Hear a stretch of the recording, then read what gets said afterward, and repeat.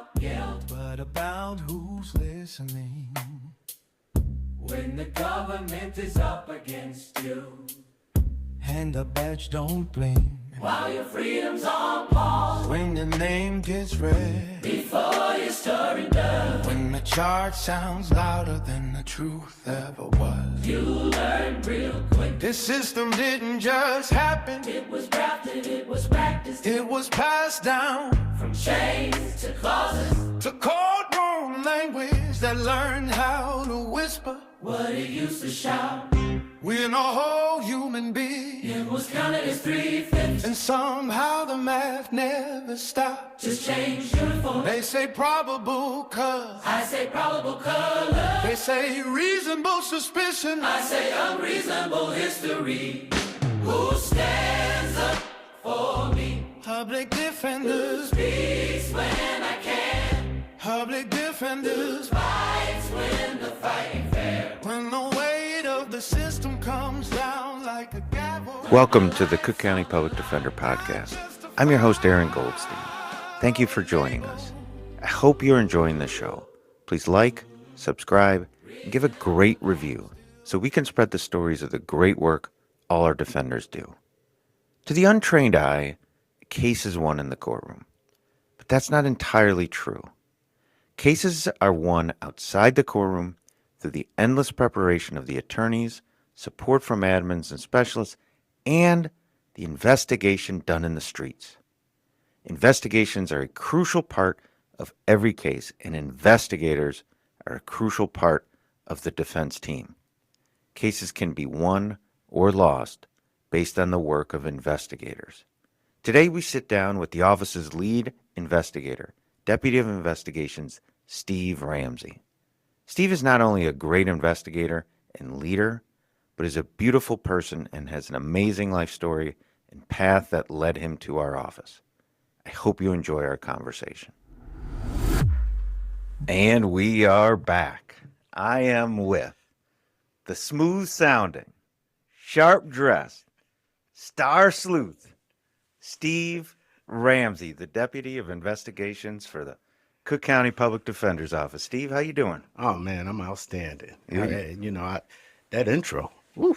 We can end it right there. Yeah, we can stop right there. I'm a little nervous because you are a pro at this. I've got a background in broadcasting. Well, let's jump right into it. What's that background? I went to Florida A&M University. FAMU. And I got a degree in broadcasting, journalism. It was basically off of one of my professors, Thelma Thurston Gorham. She was a renowned journalist, and she used to have one-on-ones with her students to find out where their path was or where they aspired to be. And when we sat down, she immediately said, you're creative. You need to use that. And so she advised me, what part of journalism do you want to do? Newspaper? Do you want to do television? And I said, I just want to broadcast. And she said, well, that's where I mean your creativity, because broadcast could be radio at that time. There were no podcasts or internet radio. It was literally...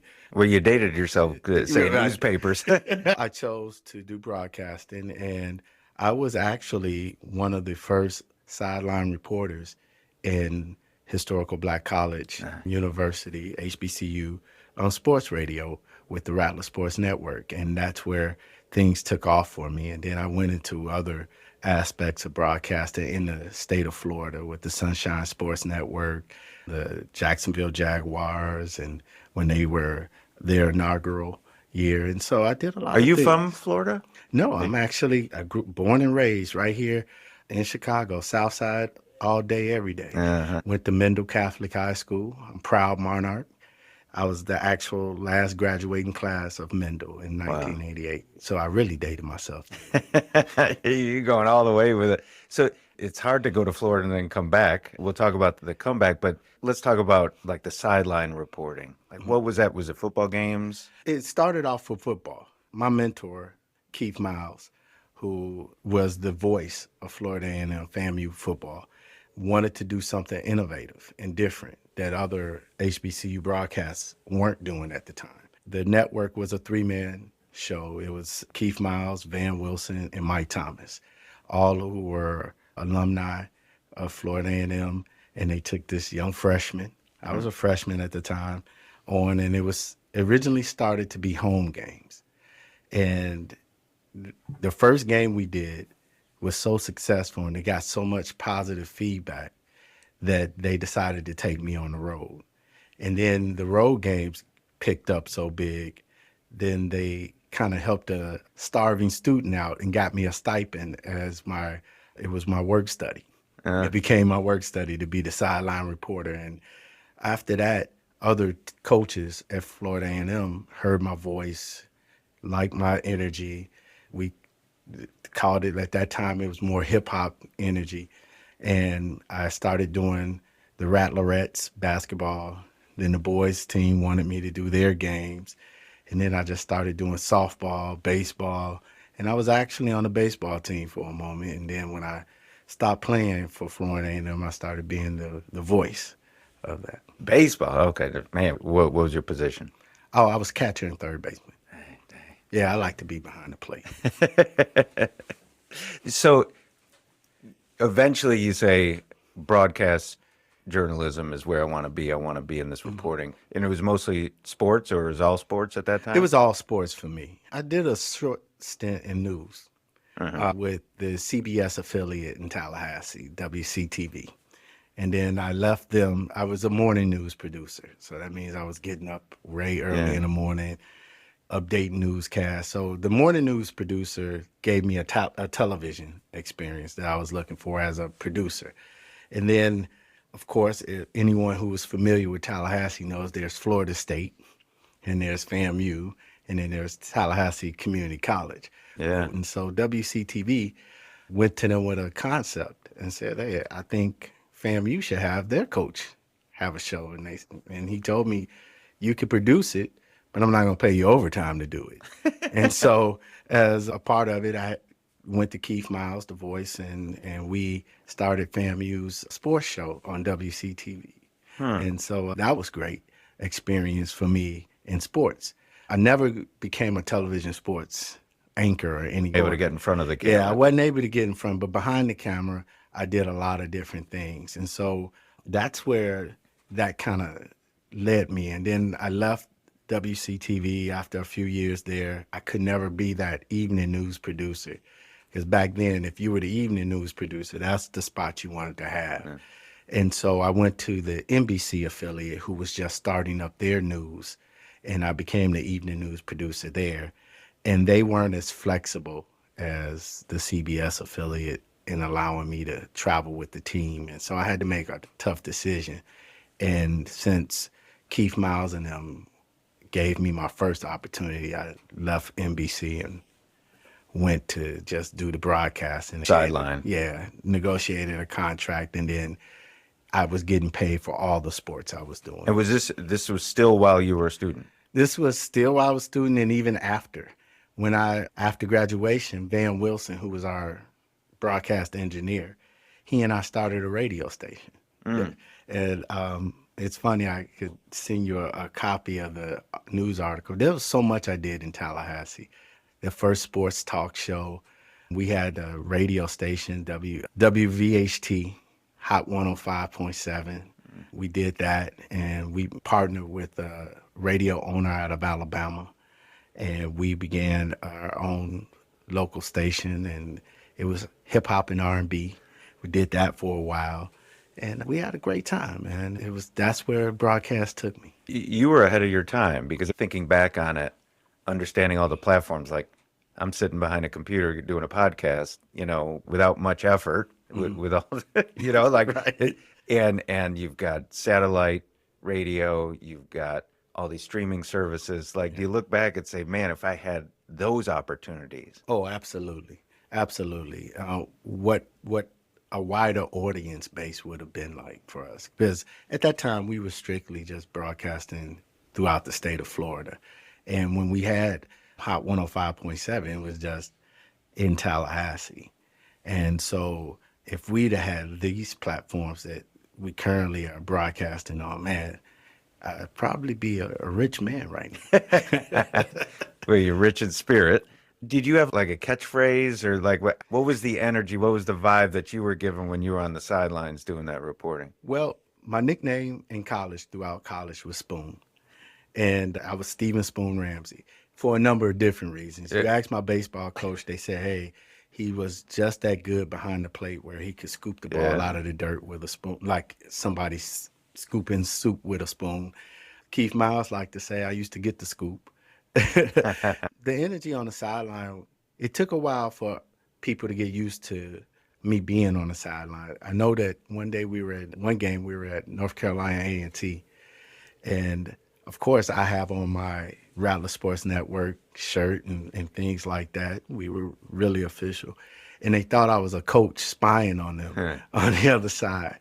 But the energy we tried to bring was being more engaging, especially on the road with the few fans that may have come to support FAMU, talk about the culture of HBCUs, talking to the bands and different things. So we tried to bring a high energy approach to our broadcast and have a lot of fun. Yeah, HBCUs, they're the beginning and the end. You know, I mean, you look at unfortunate history of this country, why there are HBCUs, quite frankly, and the greatest athletes back in the day came from the HBCUs because they couldn't go to the white schools until Bear Bryant realized he got his ass kicked by a bunch of black athletes at USC, and then he started poaching, and all the schools started poaching the black athletes, really from HBCUs. If you want to see the stars, not only on the field, but in the broadcasting, because you were given that originality that ABC and NBC, they weren't doing. They weren't doing that. And some of the greatest moments were talking to a coach like Eddie Robinson, the all-time winningest coach in college football, talking to coaches that really paved the way for African-American coaches today, to even be considered. And so my most memorable moment with Eddie Robinson was just sitting down with him, because part of my routine was, of course, you get on the campus on Thursday, Friday, you talk to the home team, and then, we knew enough about ours, and Saturday is the game.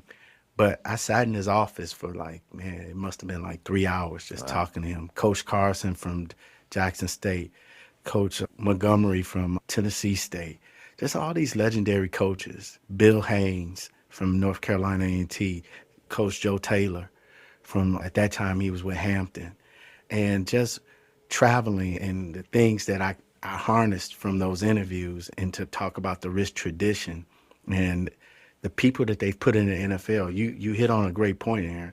If you go to the NFL Hall of Fame, there's a lot of people from HBCUs that have contributed to the history of football.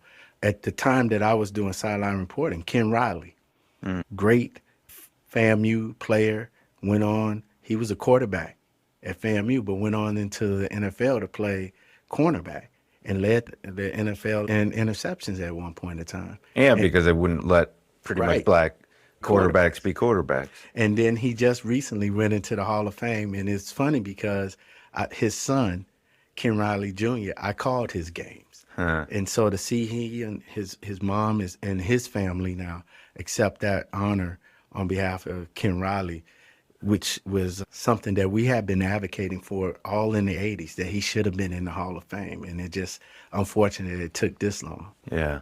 So after FAMU, you kept your broadcasting. You mentioned the Jaguars. What was your affiliation with them? Well, they were in their inaugural year. They were putting together their broadcast team. And that's when I really saw the professionalism behind the broadcast. To me, it was just fun. But I saw the business side on that. And I was a part of their radio research, doing the stats and things like that. And then I would be on the sideline because they were really more leaning towards the television side. So I was kind of like the associate producer on the sideline, getting storylines, pulling players and things like that. But what that gave me was, I don't know how many football fans are listening, I had the opportunity to see Pam Oliver, who is a FAMU alumni. And one day, a Jaguar game, I think they were playing like the Steelers, and I guess it must have been Fox's game of the week, and we were all standing on the sideline, and she saw I had on a FAMU hat, and we struck up a conversation, and my only time meeting Pam Oliver, and she was like, "You should try to be either in front of the camera or in front of the microphone. Don't make this your stopping grounds." And so the Jaguars had already established who they wanted. And so after that opportunity, it was more like a paid internship at the time. I left there and went to the Sunshine Sports Network, which was kind of like the ESPN for Florida, 24-hour sports network. And I went there and I went back to producing sports segment. But because of my presence, we were able to incorporate HBCU sports in there. And I really want to thank Jonathan Granger, who gave me that opportunity he was trying to find innovative ways to make that sports network work, and realized that we had an alumni chapter from other HBCUs living in the Florida area. And he gave me that opportunity to be creative in that aspect. So how long did you stay in Florida? Well, I stayed in Florida till about maybe 2000, I'll say, oh man, maybe about 2002, something like that. Well, no, not maybe even before then. My parents got sick. My mom turned ill, and she was caring for my dad at the time, who had a number of ailments. And when she turned ill, it was time for me to come back. At that time, we had VHT, Hot 105.7, Yeah. up and going. So you had like a full career going on in Florida. Yeah, I had a full broadcast career. And the unfortunate thing is, when we had the radio station, we didn't have the Rattler Sports Network contract. They went with our rival station at that time. And so Van Wilson and myself, who were part owners of this radio station, had to step away from the Rattler Sports Network and focus on our radio station. But at the time, my parents got sick, and I came home briefly until my mother was back on her feet. And it was during that period where I realized all that my mother did for, she and my father. And I felt like, man, they needed help. And so one day before I returned back to Tallahassee, my father just sat down with me and said, "Hey, I don't want to ask you to come away from your dream, but, we really could use you right here." And I made a decision to move back home to Chicago. And I did make efforts to get in broadcast with WGCI and all the local stations, but there was a network of people that functioned in closed circles. Yeah. So you had to be a part of that mix to try to get into radio here at that time. And so then I turned my attention to other things. So what happened to the radio station that... The radio station, eventually I sold my partnership out of it to Van Wilson and our partner out of Dothan, Alabama. And then I just focused on other things. I spent the money trying to, do certain things here that just didn't pan out the way I thought. Yeah. And so the radio station went on for a while, and then they eventually sold to a broader radio corporation. I'll say it like that. I think it was at that time Cumulus. And, at that time, you can only own so many stations in a given market. But when the FCC and the rules changed, they started picking up more smaller stations. And so that's what happened to WVHT. I think of like the modern times, you leaving Florida, you obviously couldn't tend to the radio station. Right. But today, you could have gone to Chicago. You could have still been doing... And I could have did it from my basement. Yeah. It had a great time. Yeah, timing is everything. Okay, so you come back to Chicago, you're helping out your parents, and you sort of say it might be time to look into something else. Yeah. What do you look into? Believe it or not, I was a reservation agent at American Trans Airline, ATA. Okay. And there was a gentleman there who was working with the Illinois Department of Corrections. And he was like, "Hey, I was thinking, well, what avenue do I go to?" My childhood friends all went into law enforcement. They were Cook County sheriffs. They were Chicago police officers. And all types of different law enforcement areas. And so I was like, well, I'll just go that track. I have family in the same line. So I was putting in all these applications, and then in just a casual conversation, he was part-time reservation agent. And he was like, man, you should, if you want to go that route, think about doing corrections. So I put in for the Illinois Department of Corrections, and out of all the applications I put in, two of them called me back, CPD and IDOC. At that time, I'm not the fit person that you see before you today. I couldn't make that mile and a half run on time. So CPD wasn't the option. Was Spoon still the nickname at that time? No, Spoon wasn't the nickname at that time. We'll get back to how Spoon resurfaced. But, I took on the opportunity with IDOC. And at that time, you had 12 weeks in Springfield. You came home every weekend. And then I was assigned to Joliet Correctional before it closed. And then we all went over to Stateville. How was that? It was interesting. Not that I grew up in the Roseland neighborhood. Yeah. And we used to call it the Wild Hundreds. So there was a lot of people that I knew that was in Joliet at the time, and even more so in Stateville. So you had to draw the line between officer and person that is incarcerated. And so there were times where people kind of pressured you. You had to be stern in how you conducted yourself. And you were a corrections officer. I was a corrections officer. And then within that time, when I say you have to be stern, you really did have to be stern. You had to protect yourself because there were people in there that were trying to, schedule and set you up. And even so, they would say, hey, Ramsey, you look like you can lift about, 225. How much you bench press? And you always ask them why. So it's like a kid. You always say, why? And then they get tired of asking you. Then you start coming up with clever things. Hey, what time is it, Ramsey? What time you need to be there? Mm-hmm. And then, you don't try to, it's not that you're trying to be, sarcastic to them or nothing, but you had to remember, they spend 24 hours or 23 in and 1 hour out. And they're always thinking about ways. And that's how we were taught at the academy. And you had to protect yourself by not giving up freely information. Because they'll ask you, hey, do you got kids? Why? And things of that nature. So that experience. What was the angle like with those questions? Some of the angles is, you never know who somebody knows on the outside. Mm-hmm. There were times where officers who left themselves open were attacked. They were jumped. We were always taught, even down to your appearance, your boots needed to be shined, your uniform needed to be pressed, because they told us all the time there's two different types of persons incarcerated in IDLC. There's a convict, and the operative word is con, and they try to con you out of any and everything, bringing in contraband, con you out of letting them out to have more time out of their cells and things of that nature. And there's an inmate, people who just enter in the system, trying to learn the lay of the land and linking up with gangs in there and things of that nature. And one thing that a wise correctional officer told me, just stay professional in all that you do. They'll respect you as a professional. And so I took that. The angle for a lot of inmates was what they can get out of you. And you got to think about it. These men are incarcerated. Their rights, they feel like their rights have been taken from them.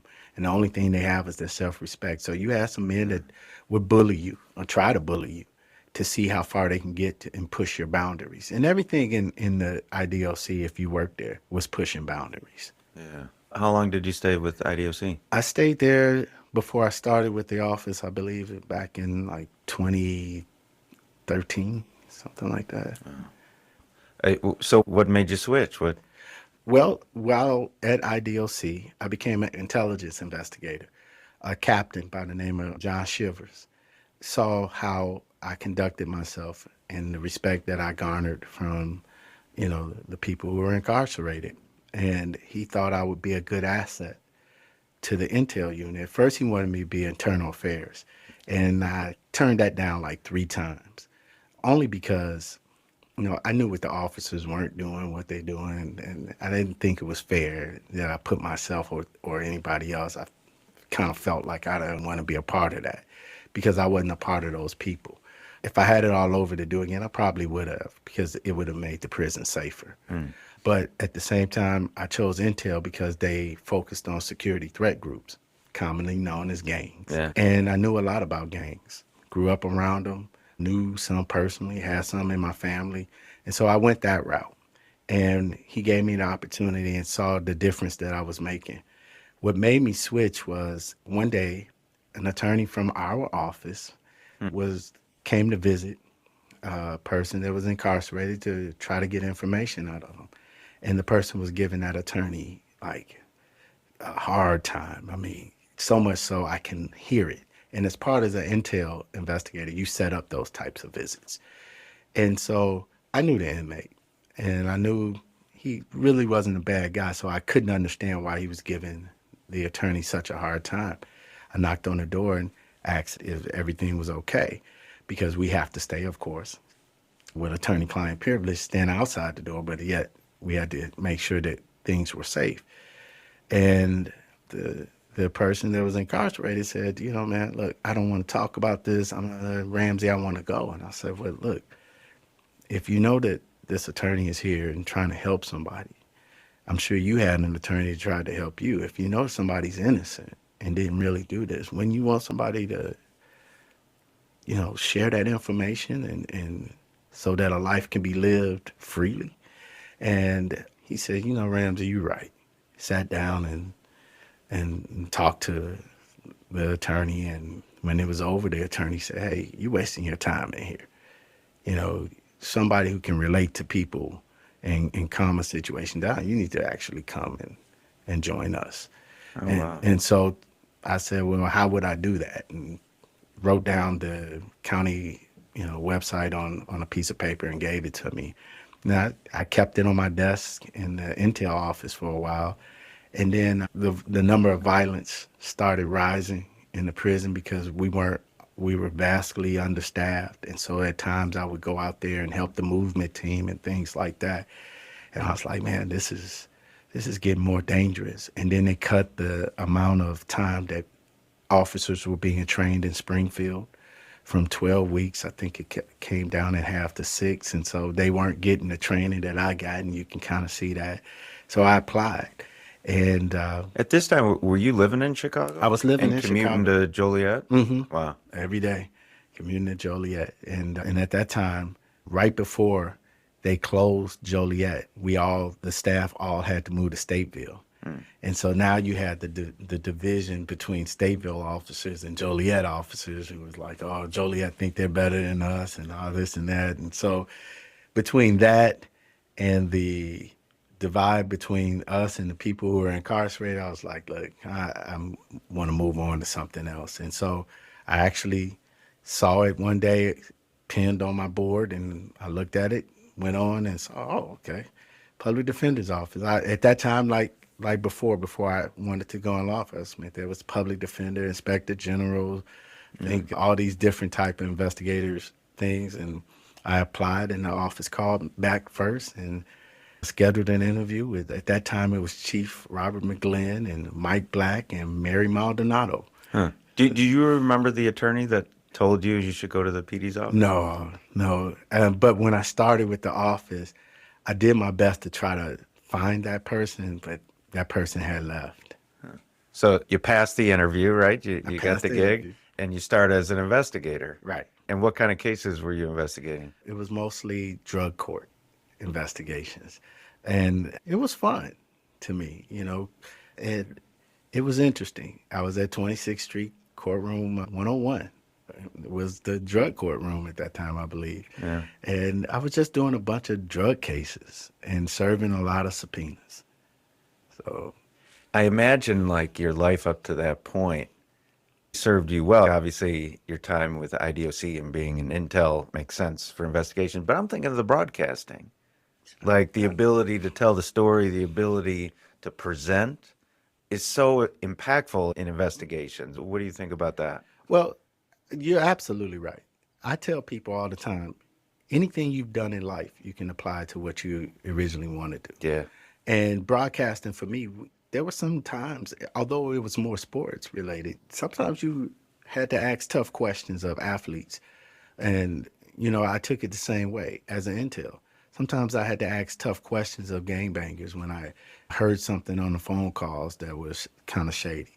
And so all of those skill sets, muscle memory, being able to read the room, being able to relate to people of different backgrounds and different economical backgrounds. And so you had to really take those skill sets with you. Because not all of them want to tell you the story. Not everyone wants to tell you the story. I mean, I'll tell people anytime, talk to a coach that lost the game. You're not going to get very many answers. But if you get, just like a witness, if you get them to talking about things, they'll then tell you the whole story. And don't a lot of people in the communities, when you go out there to talk to a witness, they think of you as the cops a lot of times, right? Right. And you don't want to ever misrepresent ourselves or misrepresent the office. And that's where your people skills kick in, man. And we try to get investigators to utilize their people skills because we all have them. It's something we all relate to one another at some point. You got to find that common ground. And when you don't know someone, the first thing you got to do is kill them with kindness. Yeah. Because I always heard the phrase, the cases are won on the street. Yeah.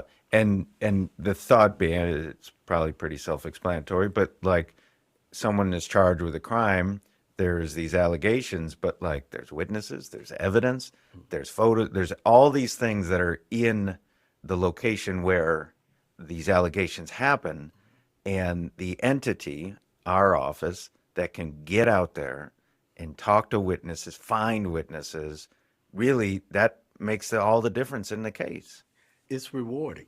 Yeah. It's rewarding. And you start finding yourself learning about not only different people, but you learn more about yourself. Yeah. Because the challenge is getting in the door. Not everybody's going to open the door to a stranger. And, we don't flash our badge. We flash our smile, if we can be honest. We might Which is show more powerful, quite frankly. Right. And the thing about it is you got to meet people where they are. And it didn't happen from the desk in the office. It happened in the field. It happened in the streets. And you have to go out there and see what they saw. And they being a witness or they being our client. And you got to get there and see the full picture. Yeah. So, you weren't just sitting there doing drug cases. Eventually you move on to do the big cases. I volunteered to move on and do other cases. We were short-staffed and they needed help. And so they came in and asked us, would we be willing to help them out with other types of cases? And I said, absolutely. And so we went on to doing more felony cases. And the way I broke into homicide task force was, at the time, one of the investigators was out on a leave of some sort. And this person I do know, Kathy Lisco, had a very interesting case where the victim in the case was terrorizing the neighborhood. And our client story was self-defense. I knew if he went left and got that gun, he was going to come back and kill me because he had terrorized the neighborhood and killed the neighborhood. And so Mike Black said, hey, are you up for it? And I said, yeah. And Tyrone guided me through it. And we actually ended up winning that case. And, I was stuck in homicide task force. And then the opportunity to promote into it, another level to become an investigator 3 came. And I was blessed to have that opportunity and have been in homicide task force all those years before being appointed to this position. It's interesting you mentioned opportunity, and I think back when you were doing the broadcasting in Florida, but the unfortunate thing happened where your parents were sick, or and you had to care for them, and that was a detour in your career, and it took you in a different path. And here, an opportunity sort of just arose for you, and you jumped at it and did a hell of a job, and here you are. Just the idea that like you never know when that next opportunity comes. So you are Johnny on the spot. You take advantage of the opportunity to handle some of these big cases, and you are highly successful. What was your approach like for the individual that was terrorizing the neighborhoods? What was your involvement in terms of the investigation to sort of get that victory? Well, I will say this. With this administration is advocating and encouraging defense team, I got to give a big shout out to Kathy Lisco because she kept me and helped me be a part of her team. And the approach was we talked about the case. You know, what would make a person be defensive of another person to the point where they felt that I had to do what I had to do. And so Kathy was like, let's talk to the victims, you know, of the victim. And so she said, look, I want you to go out here and knock on doors, talk to neighbors. And so my approach was to utilize that storyline and knocking on doors and saying, hey, I'm an investigator. I'm with the Cook County Public Defender, and I'm working a case in this area. And I would say the victim's name. Do you happen to know so and so? And look at their reaction. And they'd be like, whew, you know he's dead. And I was like, yeah, yeah. Best thing that could ever happen to this resident. And I was hearing that was a common theme from the people I talked to. And then I said, well, what makes you say that? And so, like we are teaching new investigators now, if you just go out and have a conversation, you're going to hear the messaging and you're going to see the messaging. So it's more than just talking about the facts of the case. It's getting people's honest reaction to this. And then, you know, I ended every conversation was, if I needed you to, you know, share that story, would you be willing to talk about your relationship to ties with this individual? And they'd be like, yeah, yeah. You know, he's not terrorizing us no more. And this was about like a 2 to 3 block radius he was terrorizing. It's simple but brilliant if you really think about it, because so many people get it wrong. And yeah, he had passed away. However, like, I imagine the community is scared. Like, I don't want to, no one wants to go to court. No one wants to be dealing with law enforcement. Yeah, this guy's passed away, but I don't know who's taken over. Like, if I say something bad about him, is someone going to want to, you know, like, I can imagine there's all this trepidation. And you sort of just break through. And like you said, it's just a conversation. Like, some people would say, I'm going to write down a bunch of questions. I'm going to hold up a piece of paper, and I'm going to go 1, 2, 3, 4. And they're going to be like, get the F out of here, right? Right. Like, because you look too much like the police when you do that. You don't look like you said, you're having a conversation. You want people to feel comfortable that they can tell you what really happened. And you're able to do that. I got to give credit to a lot of the attorneys I worked with, their trust, and they trusted me to get us in the door. And I think that's the case with a lot of investigators. So I really have to thank the attorneys that trust us to get us in the door, because that's the hardest part. Completely. It's so funny. We have such a great training program. Shout out to Theo and Theo, his my team. hero. Yeah, yeah. And the training is so great, but there's only so much you can train until you get into those real world situations. And I'm not a huge fan of like hypothetical, like role playing, because it's tough. However, like where lawyers really struggle, they'll look at a case and they'll say, here are the facts that are presented against us. My client says, here are the witnesses, and these witnesses say X, Y, Z. And the thought is like, okay, I just need to bring the witnesses in. There is so much to get to point A from point B with these witnesses, just to get them to say what the truth is on the street, then to get them into court, then to convince them, you know, then to Yeah, find them. Like, yeah, you're there's right. so much to it, and people forget about that. It's not what you're taught in law school. It's just here are the facts, here's cross-examination, all that stuff. But this is where the case is won. So you're absolutely right. And again, those are the untrainable things. Yeah. That has to be in you. You know, you have to be relatable. You have to be a people person. And not all of us are. You know, there's been times where I've taken attorneys out and, you know, tried to engage in a conversation with a witness, and they're cross-examining. Yeah. And I maybe have to tap them and say, you know, hey, you know, we're in their house. They can easily kick us out the house, you know. But those are things that, like you said, aren't teachable. They're either. But are they possible? I mean, let me push back on that unteachable part. I agree. I think there's, like, you have natural skills that are unteachable. At the same time, like you're bringing in, you're now, you're the head of investigation. So you're bringing in all the new investigators. And you could see, obviously, hopefully, through the interview process, you're getting those people that have those skills. But there are people that are maybe raw that like haven't quite gotten those skills. How can you get someone to improve on those skills? Well, first, you have to lead by example. You have to show them. And then the other part of that is you have to trust. They have to trust that what you're showing them is something that they can put in that toolbox. And that's not just for investigators, that's for attorneys too. That's why I say, you got to shout out to the attorneys that trust their investigators. Because again, we sometimes approach situations differently, but we're trying to get to the same point. And so where it may be teachable, I think if it is a trainable or teachable moment, it's by example. Let me show you how to get in this door. Let me show you how to talk when you get in here. That remember, you're not in the courtroom, you're in somebody's home. We're meeting them where they at because we want them to be comfortable. Some people are uncomfortable when it's just a straight Q&A.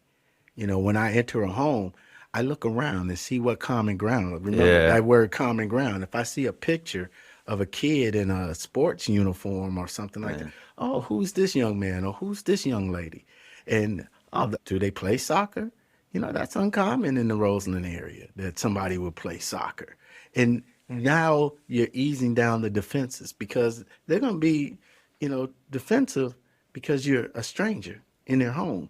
But when you're cross-examining rather than having a conversation, and then it's happened a few times when you first take an attorney out, and they really want to get at the information. But you got to kind of massage your way into the information. Absolutely. Some random person is walking into your house asking you questions. And the assumption is a lot of times when we go into someone's house that like, I'm on my schedule. They got stuff to do too. Like you're intruding on their time. I wonder, when you make assignments for particular types of cases or anything, do you think of the individual and say, I think this individual would be good for this type of case or this type of neighborhood? Do you take that into your calculation? No, I honestly have not, because I think all the investigators are great.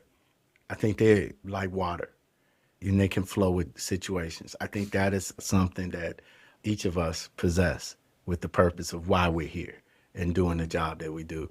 So we don't really take that in consideration. If I know someone has a special skill set, I worked with two individuals, Deborah Talbert and Dennis Shaw, who are no longer in the office. And for 10 years, they were my partners.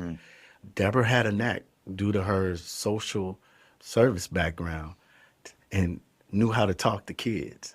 And so if there was a case that I had, I asked her for guidance, or she led to give me the information and I was her prover. It might have been my case. So if we know someone has a special skill set in the area, we may, solicit them to, hey, can you join in on this case? But iron sharpens iron. I'm hoping that if they join in on a case, that the person whose case it actually is learning from the person that their colleague that they're working with. Yeah. So you move all the way up the chain, and now you're the deputy of investigations. How long have you been in that role? 4 years now, October 2021. And just to be clear, and again, I lead by faith, I didn't move all the way up the chain. That's just how God works. Yeah. I went from investigator 3 to chief. So I missed 2 steps, but I don't think it was a misstep at all because I served 3 terms as union president. So I knew what the lead investigators' role were because I had to work with them closely, but I also knew what the deputy chiefs or now senior managers' role were because I had to sit across from them for many a year, almost 10 years. Yeah, and as part of the union, I mean, negotiating is the key, and that's in your skill set too. Yeah. How many investigators do we have as an office? Right now, as total, we're up to 65, but I'm sure this administration is going to help me get to 100. Okay, so we could say that this is a request, right? We want to get to 100. And look, and a case is made. Cases, as I said, one on the street. If we don't have investigators out there on the street, not only just talking to witnesses, collecting evidence, doing more of the mundane stuff, but crucial stuff, investigators are the lifeblood in many ways of our office. But even pulling out that 65 number. That's a ton of investigators. And I don't mean it to say like we don't need more, but what I always like to present, and people don't realize, yes, we represent poor people and we are understaffed and underfunded. However, the Cook County Public Defender's Office, relative to all other public defender's office, and I would say even other law offices, we are like very well resourced. Again, we need more. There's a lot of gaps, and we need more investigators. Let's get to 100. But like, we have to take a step back sometimes. You speak to people in private practice, solo, small firms, big firms, the resources they have, particularly with investigations, it's not what we have. And the skill that you lead it's unmatched. I'm proud to say the men and the women that we have, the people that we have in our division, are very resourceful people. Yeah. Sometimes they come back with ideas that I wouldn't have known or even thought about, and that's down to our newest investigators. I'm learning just as much from them as they're internally learning from all of us. So you're absolutely right. We're a very resourceful office, which makes it even more fun to work in this purpose that we're here to do. Yeah, completely. What are the biggest challenges you face seeing for your group of investigators? Right now, I think it's the large ratio of attorney to investigator. And it's not because we touched on staffing at all. But when you have an 8-to-1, in some areas 9-to-1 ratio, you only have 7 days a week or 5 days a week working. I think the ratio, and I think it's a domino effect because of high ratio. And you've been in that position where you've been one of 8 attorneys assigned to one investigator. And when you really think about it, it changes your strategy because we are all colleagues and you don't want to burn out one person when you know that 7 other people need their talents as well. And so that's the biggest challenge. My goal of asking for 100, and this administration has seen it and it has worked with me in a number of different ways. The formula I look at it is that if we can get it down to a 4-to-1 ratio and a 5-day work week, that can change some attorneys' mindset of how much they focus in on cases, because now I'm only sharing this investigator with 3 other colleagues and I have 5 days a week. So in an 8-hour period, I can feel confident that my investigator is going to dedicate 8 full hours to the cases that I have, as well as not feeling like I'm taking away from my other attorneys, and still have a day for themselves to reorganize, regroup, recharge. And so that's the overall challenge that I'm currently seeing, as well as, certain resources and technology that we can continue to build on. Yeah, I mean, it's truly the defense team model. And the more we could get into the team model where we are a full defense team and everyone has their role in working together, as opposed to this a la carte model, which is like, hey, I just have this one task. Can you go do this one task? That you're not embedded in the team. And if I'm telling an investigator, please speak to this witness, the investigator needs to know what's going on in the case, what's your angle, who is this person, like, and if they're just doing it based on a task system, it's not as complete. I don't think you can get as much success if you're not doing it the way you were doing it with Cadlisco and people in homicide task force. Yeah, I totally agree. And, one thing we teach in new attorney training and things like that is that concept that you just mentioned. And we talk not only about it internally, but we talk about learn your investigator. Sometimes I ask them how their day going, because when you are trying to juggle 8 different assignments, we also got to think, you as an attorney may have one case, but that one case may have 5 different investigations tied to it. So if I have 8 different attorneys with the same 5 different investigations tied to it, that's a lot of work for one person. And we can be burned out. So if you look at your investigator and they seem off and they're not their, happy-go-lucky self, sometimes take a personal approach and say, man, everything good? You okay? It means a lot. I think what you and Dr. Orr and our communications team has started with the recognition and adding investigators, into the mix of, hey, these victories, it goes a long way with us. It makes us feel like a true team player, even if no matter what we did, we contributed to that victory. I mean, and investigators that like, I think in many ways investigators are so overworked, but in a lot of ways underutilized. Because agree. working with an investigator, if it's just that focus, as I mentioned, the task, like go do this, go do that, they have so much insight based on what they've done on the case. They can tell you, hey, this is how I think the witness is going to testify. I've talked to them. And then the stuff you talked about, like you notice the picture, you notice the personal things, those are icebreakers. Those are things that can be utilized at testimony, quite frankly. If you have a witness that is testifying on your behalf, on the defense's behalf, you need to bolster that person. You need to make that person look believable and truthful. Well, how do you do it? You get them loosened up, right? You get them talking about their kids and their family and all that other stuff, as opposed to, I want to tell you what happened on August 5th, 2023. Like, that's a jury's going to look at that and be like, this person, I feel they're lying because they're stiff. But the investigators have that connection. And I think, many attorneys have such great working relationships, but I think what we can really train our attorneys on is to sort of like really cultivate that relationship with the investigators. Not only that, they're from a lot of the communities. They know the community. They can tell you what is going on that you're not going to find out in a police report. And you're so right. And we offer more skill sets than people know, that the attorneys know. I mean, one thing that we've recently have continued to try to train our newer investigators on is eye for detail.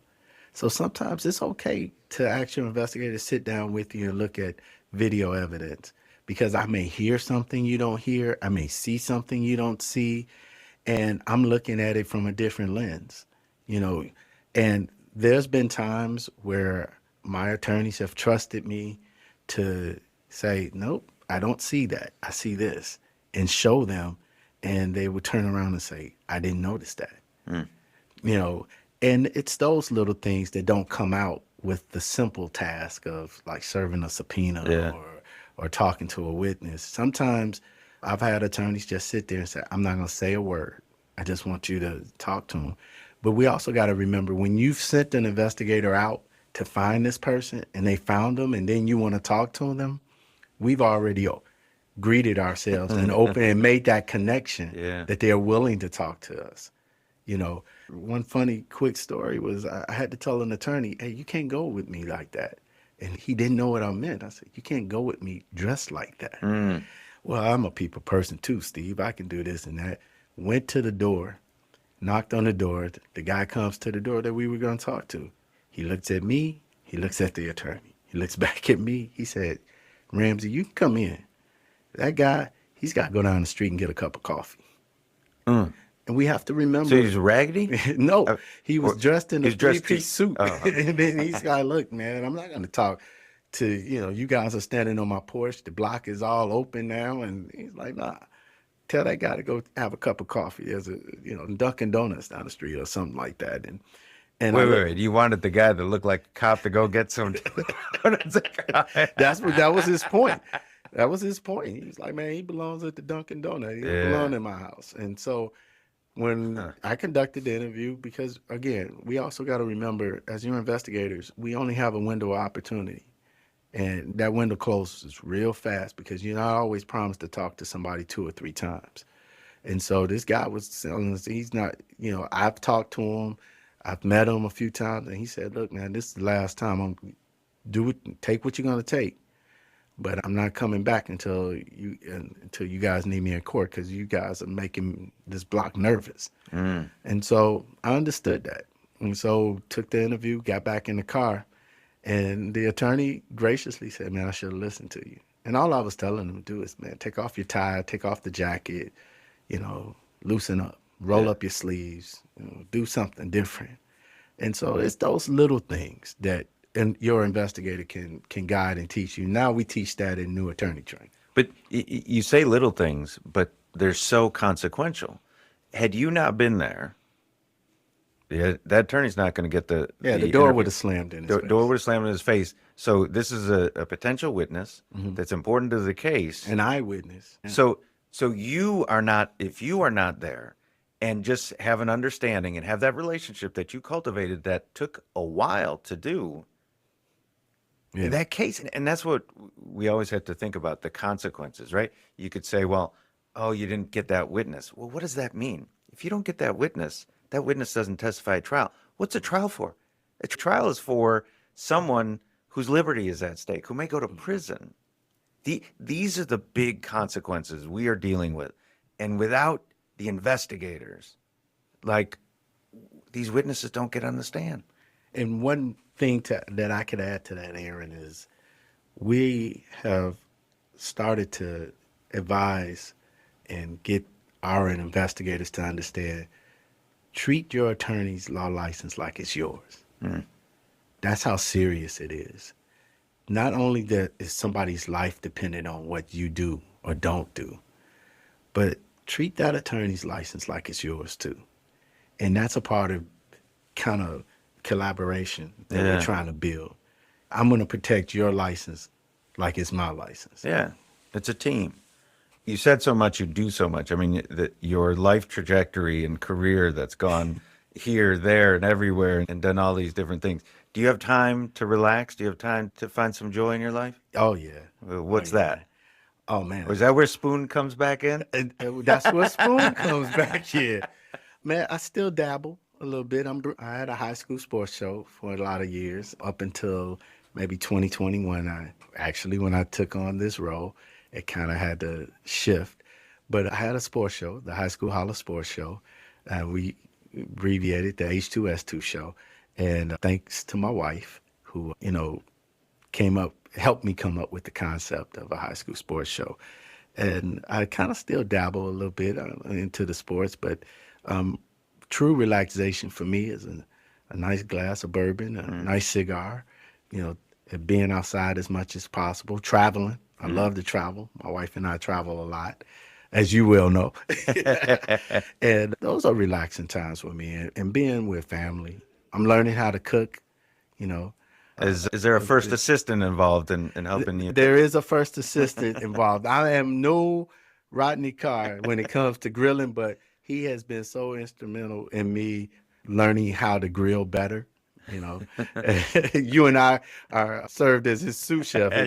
Tell him, Aaron, it's pressure, man. With him and Theo, it's pressure behind the grill. But cooking is relaxing now for me, especially when he's giving me different recipes and things to try. So I enjoy those little things.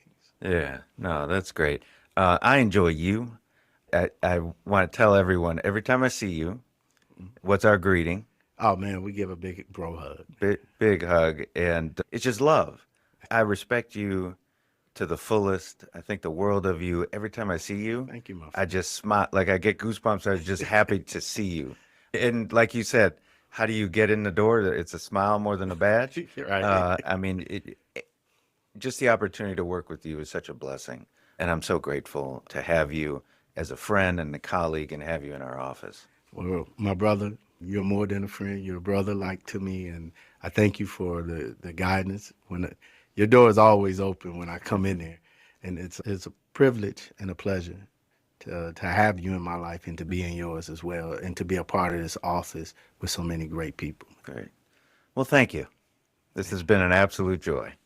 Yeah, I enjoyed it. Thank you, my friend. All right. And that concludes this episode of the Cook County Public Defender Podcast. Please join us next time as we continue to highlight the unbelievable work our defenders do every day. Take care. Suspicion. I say unreasonable history.